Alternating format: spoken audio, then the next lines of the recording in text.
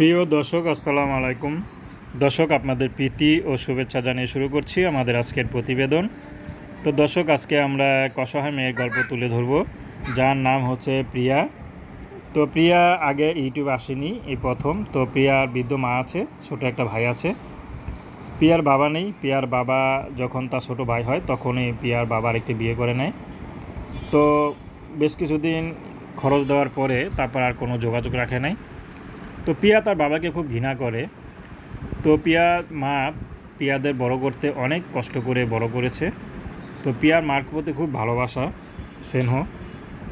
তো প্রিয়ার মা প্রিয়াকে বিয়ে দেওয়ার জন্য অনেকে বলে রেখেছে। তো প্রিয়া এটা দেখেছে, খেয়াল করেছে। তো প্রিয়া চাচ্ছে তার মার যেন কষ্ট না হয়। তো সেই জন্য প্রিয়া নিজে তার দায়িত্ব নিতে চায়। প্রিয়া চায় ভালো একটা মানুষ। তো নিজের হাতে দায়িত্ব নেওয়ার জন্য প্রিয়া এখন ইউটিউবে এসেছে। যদি কারো ভালো লাগে, সে যদি বিবাহিত হয় কিন্তু তার সব কিছু জেনে যদি তাকে চাহিদা অনুযায়ী তার খরচ দিতে পারে, তাহলে প্রিয়া তাকে বিয়ে শাদী করবে। তো প্রিয়া চাহিদা কি বলায় প্রিয়া একই কথা বলল, একটা মেয়ের জীবনে বেশি চাহিদা থাকতেই নেই, শুধু ছোট্ট একটু চাহিদা থাকলেই হবে।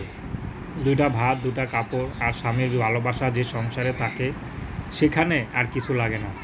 তো দর্শক, প্রেম ভালোবাসা, সাহায্য সহযোগিতা, বিয়ে শাদী করা একান্ত আপনাদের ব্যক্তিগত ব্যাপার। আসুন আমরা ৫ ওয়াক্ত নামাজ পড়ি, সর্বদাই দেশের সেবা করি। আসসালামু আলাইকুম।